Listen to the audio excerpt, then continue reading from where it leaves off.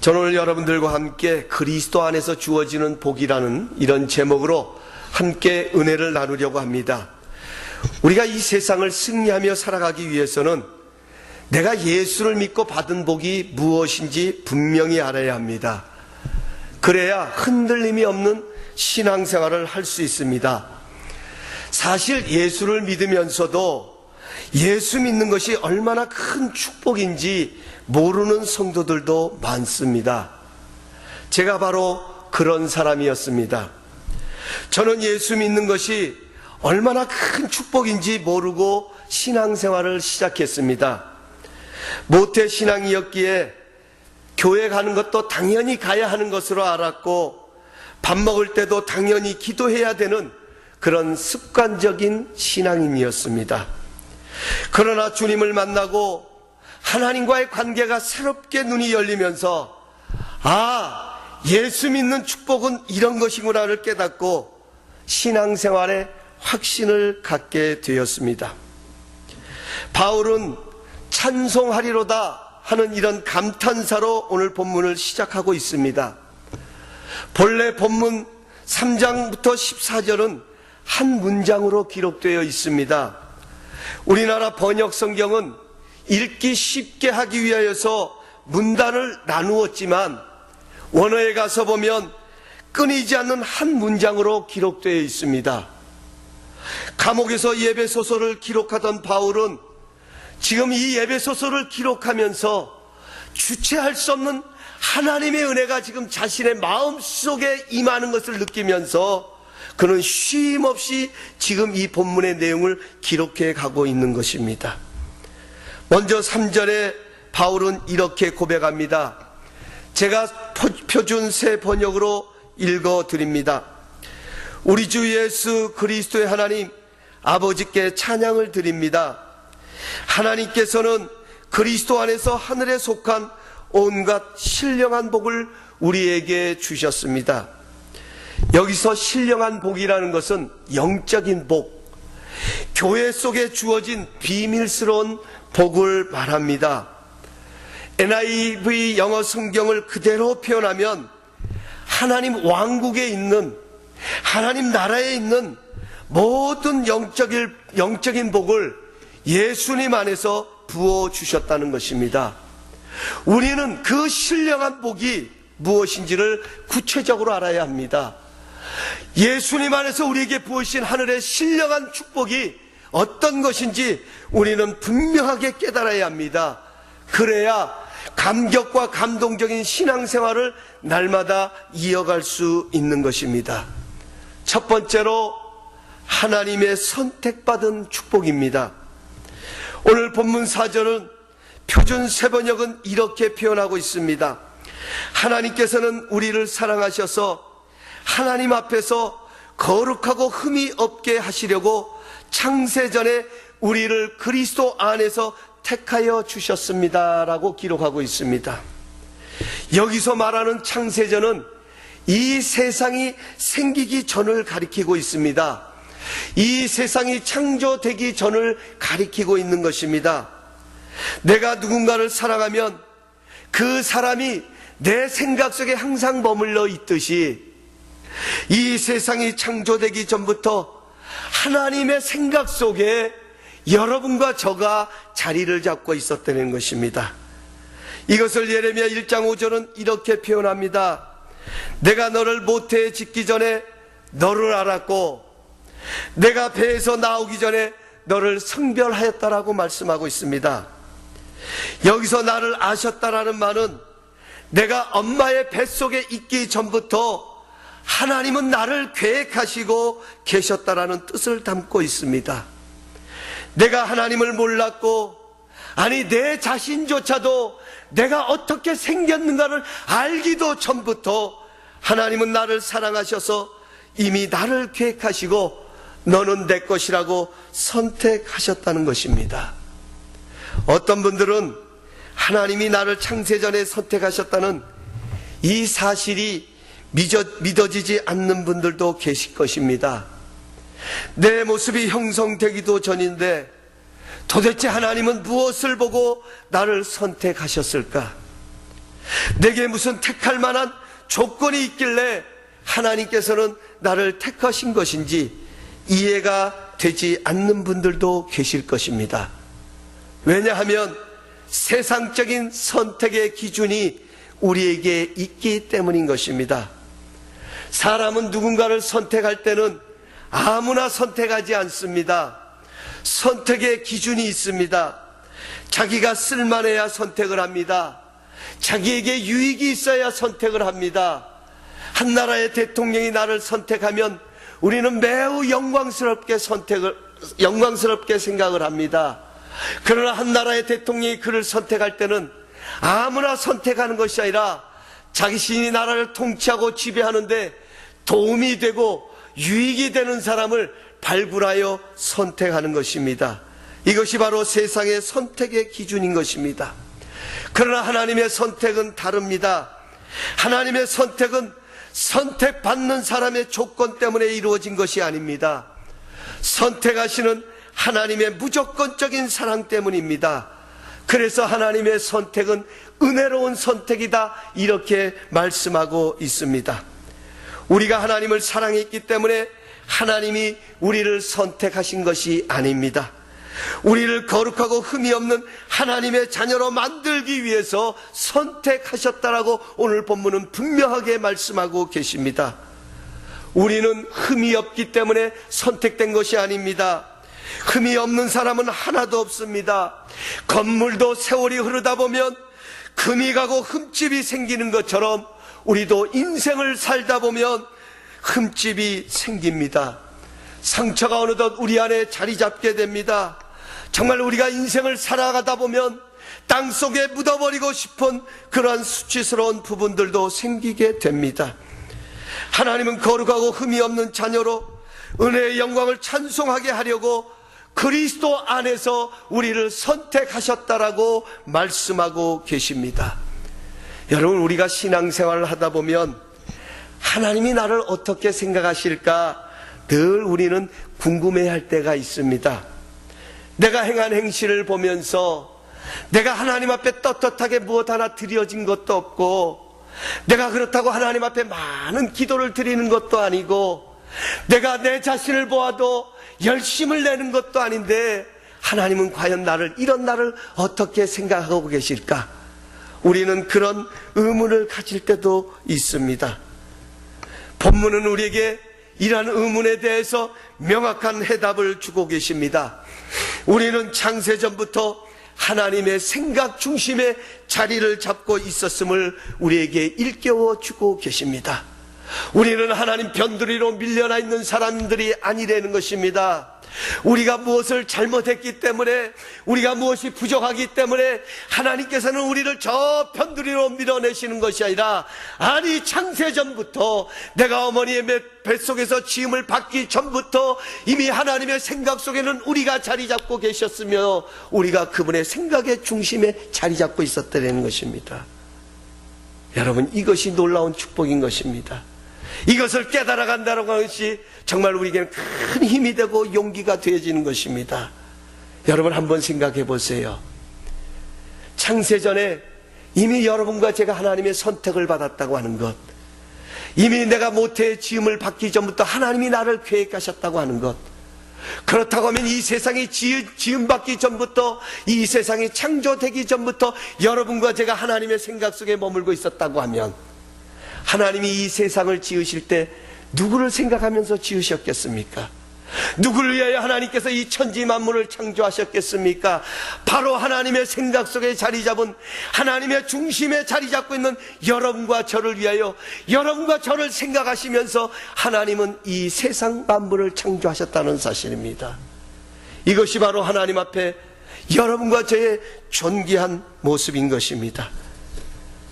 하나님은 이미 나를 알고 계셨습니다. 그 하나님은 지금도 나를 사랑하시기에 우리를 그리스도 안에서 거룩하고 흠이 없게 하시려고 저 세상 가운데서 구별하여 우리를 이 복된 자리에 불러주셨습니다. 여러분, 오늘 우리가 이 자리에 나와 앉아있는 것도 내 발로 나온 것 같고 내 의지로 나온 것 같지만 하나님이 인도하시지 않으면 주님 앞에 나올 자가 없다라고 성경은 말씀하고 계십니다. 이것이 바로 교회의 영광이고 여러분과 저의 가치인 것입니다. 교회는 무엇이냐? 저 세상 가운데서 거룩하고 흠이 없는 자들을 하나님이 만들어 가시기 위해서 구별하여 불러내셔 하나님의 자녀 삼으신 그들의 모임의 공동체가 바로 교회라는 것입니다. 오늘 우리 다이아몬드 감사하는 교회가 하나님 앞에 축복이 되어지고 우리에게는 감사의 조건이 되어지는 것은 여러분과 저가 모인 이 모임 속에는 하나님의 신령한 복이 우리 가운데 흐르고 있기 때문에 오늘 이 교회는 복된 교회요, 이 교회는 세상의 희망이 되고 소망이 되는 줄로 믿습니다. 우리는 모일 때마다 우리를 은혜로 불러주신 이 하나님을 찬양해야 하는 것입니다. 창세전부터 나를 지으시고 나를 알고 계시는 하나님을 찬송하는 것, 이것이 바로 교회의 본질이고 축복인 것입니다. 결코 내가 행한 것 때문이 아니라 그분의 사랑하심을 찬송하는 것, 내가 얼마나 하나님 앞에 잘했느냐를 찬송하는 것이 아니라 그분이 나에게 베풀어 주신 은혜를 생각하면서 그 하나님을 기뻐하고 그 하나님을 즐거워하고 그 하나님을 높이는 찬송을 부르는 것, 바로 이것을 위하여 하나님께서는 창세전에 우리를 선택하셨다라고 말씀하고 있습니다.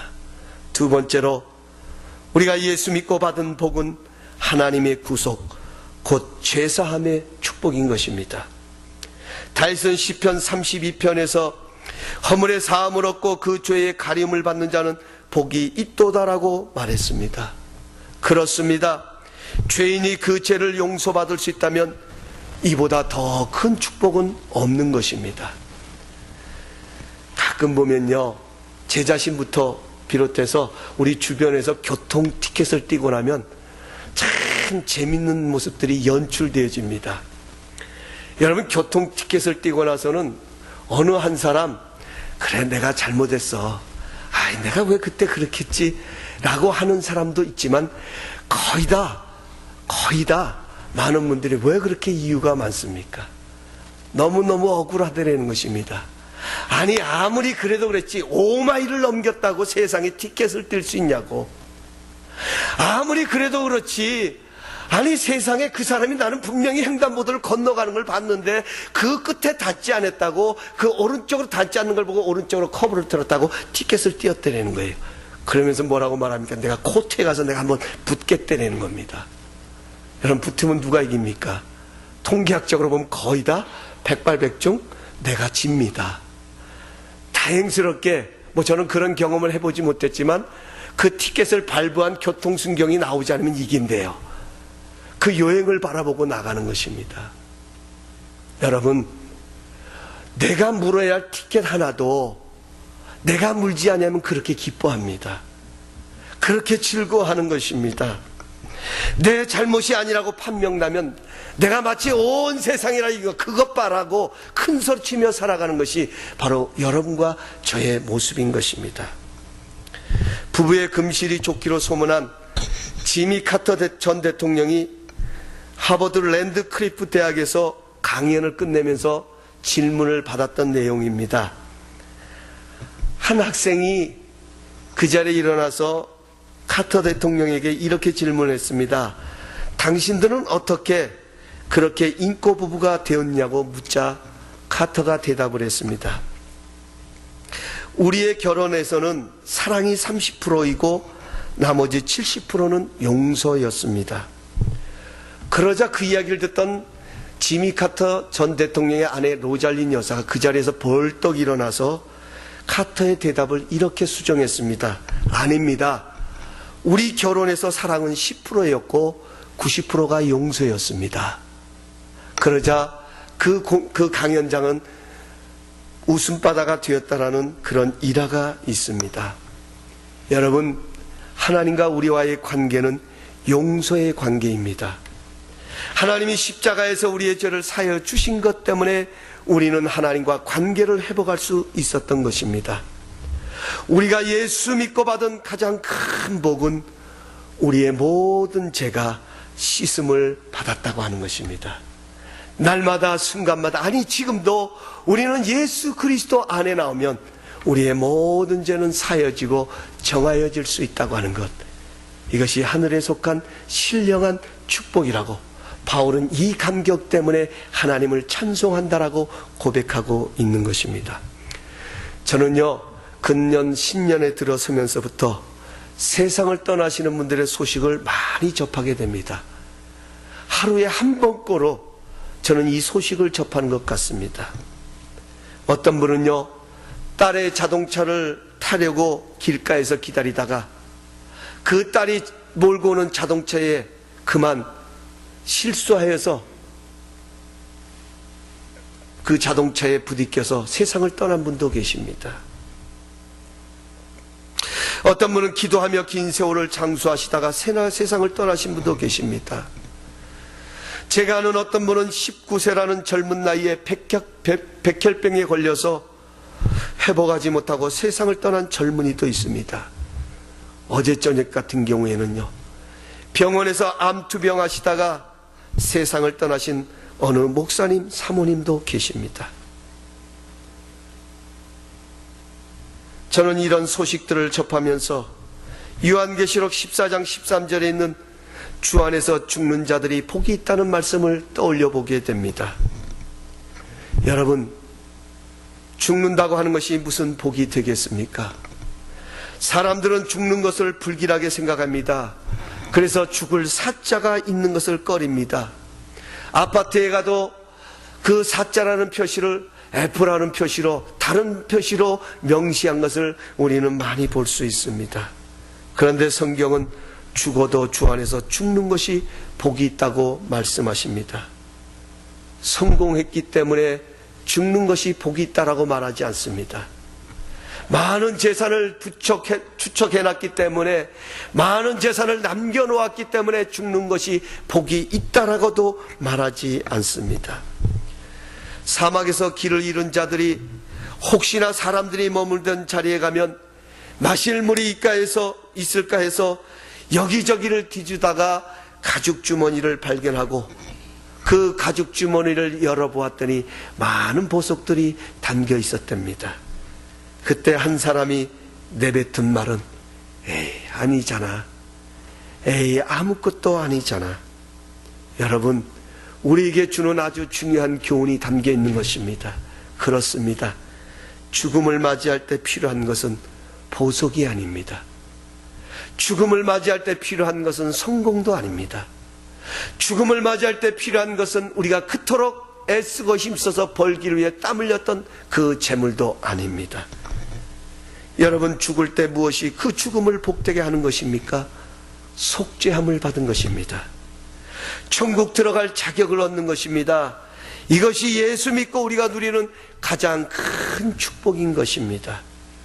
예수 믿고 받은 복은 죽음조차도 복되게 만드는 능력이 있음을 성경은 우리에게 말씀해 주고 있습니다.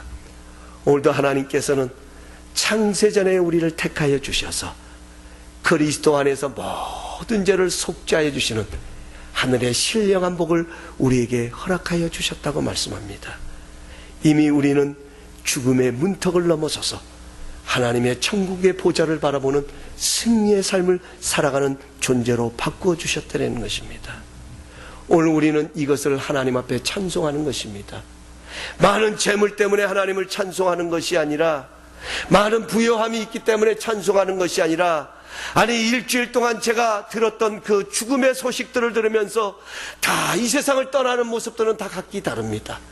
어떤 사람은 암으로 투병하다가 세상을 떠나기도 하고, 어떤 사람은 전혀 예상치 못하게 딸을 기다리다가 그 딸의 자동차에 치여서 세상을 떠나는 그런 안타까운 모습도 있게 되어지고, 어떤 사람은 인생의 연하를 다 살고 장수하다가 어느 순간에 하나님이 부르셔서 세상을 떠난 사람도 있고, 어떤 사람은 백혈병에 걸려서 그 인생을 다 살지 못하고 19세라고 하는 젊은 나이에 세상을 떠나는 그런 각기 다른 모습이 있지만, 그러나 한 가지 분명한 사실은 그리스도 안에서 죽은 자는 복되되는 것입니다.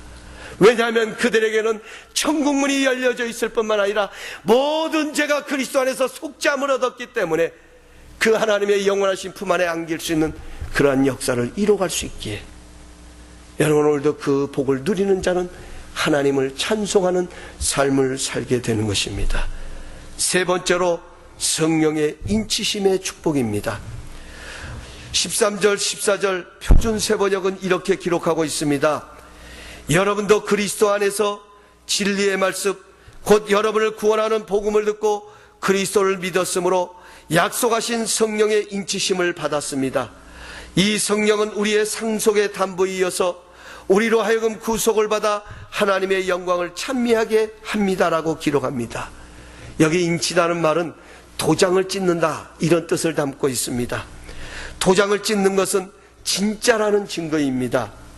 우리는 중요한 문서나 계약을 할 때 미국은 보통 서명을 하지만 한국에서는 인감 도장을 찍게 됩니다. 여러분 그 인감 도장 안에 담겨있는 의미가 무엇입니까? 나의 모든 권위가 나의 모든 권한이 그 도장 안에 담겨져 있는 것입니다. 그 도장을 가지고 지금 문서를 계약하면서 어떤 문서를 계약하고 그 문서에 도장을 찍으면서 나는 이 문서에 동의한다, 인정한다라고 생각할 때에 도장을 사용하는 것을 보게 되어집니다. 우리는 예수를 믿고 나면 성령님이 내 안에 들어오셔서 도장을 찍어 주십니다. 성부 하나님이 나를 창세전에 하나님의 자녀로 선택하여 주셨고 성자 하나님이신 예수의 피로 속죄함을 받은 것이 정말 우리의 것임을 보증해 주시기 위해서 성령님은 우리 안에 오셔서 이것을 인쳐주시고 도장으로 확인하여 주시고 증언하여 주신다라고 말씀하고 있는 것입니다. 여러분 오늘 우리의 구원이 너무나도 감격되고 기쁜 것은요, 내가 구원받았다고 믿는 믿음도 중요하겠지만 무엇보다도 우리 안에 거하시는 성령께서 너는 창세전에 하나님이 선택하여 주셨고 예수 그리스도의 피로 말미암아 구속함을 얻은 하나님의 자녀란 사실을 성령님이 인쳐주시기 때문에, 성령님이 도장을 찍어주시기 때문에, 성령님께서 인정하여 주시기 때문에 그 어느 것도 그 하나님의 사랑의 손에서 우리를 빼앗아갈 수 없다라고 하는 이 분명한 축복이 오늘 우리가 그리스도 안에서 누리고 살아가는 축복이라는 사실인 것입니다. 말씀을 맺겠습니다. 사랑하는 성도 여러분, 사는 것이 힘들고 어려워서 기쁨을 잃어버리고 살아가십니까? 그래도 우리는 감옥에 있는 바울보다는 나을 것입니다. 감옥에 갇혀 있는 바울보다는 훨씬 그래도 그 환경이 좋을 것입니다. 바울은 감옥에 갇혀 있습니다. 환경적으로는 암울합니다. 그러나 바울은 예수님 안에서 주어진 하늘에 속한 신령한 복을 생각하면서 그의 마음엔 감격과 감동이 밀려오기를 시작했습니다. 우리에게 주시는 교훈이 있습니다. 환경이 우리를 찬송하고 안 하고를 결정하는 것이 아닙니다. 하나님과의 관계가 이 모든 것을 결정하는 것입니다. 비록 내 몸은 감옥에 있다 할지라도 하나님과의 관계가 원만한 관계가 이루어지면 거기에는 얼마든지 하나님을 찬송할 수 있는 그런 능력의 사람이 되어질 수 있는 것입니다. 어떤 사람이 찬송할 수 있습니까? 내가 하늘의 신령한 복을 받은 자라는 확신을 갖는 자가 하나님을 찬송하게 됩니다. 오늘 우리 가운데서 우리를 인쳐주시기 위해서 우리 안에 거하신 성령님께서 우리 안에 다시 한번 이러한 은혜를 회복하여 주시기를 간절히 소원합니다. 이것은 성령의 역사입니다. 주님은 모든 이들에게 다 그 복을 받는 눈을 열리게 해 주시기를 원하십니다. 우리가 진정으로 사모함으로 주님을 붙잡으면 주님께서는 우리에게 그 은혜를 허락하여 주십니다. 주님, 세상에 이끌려 살지 말게 하옵시고 오직 주님의 은혜에 이끌려 살아가게 하옵소서. 여러분, 이것이 우리의 기도의 제목이 되길 원합니다. 이제 우리 주신 말씀 생각하시면서 우리 한번 합심하여 하나님 앞에 기도하겠습니다.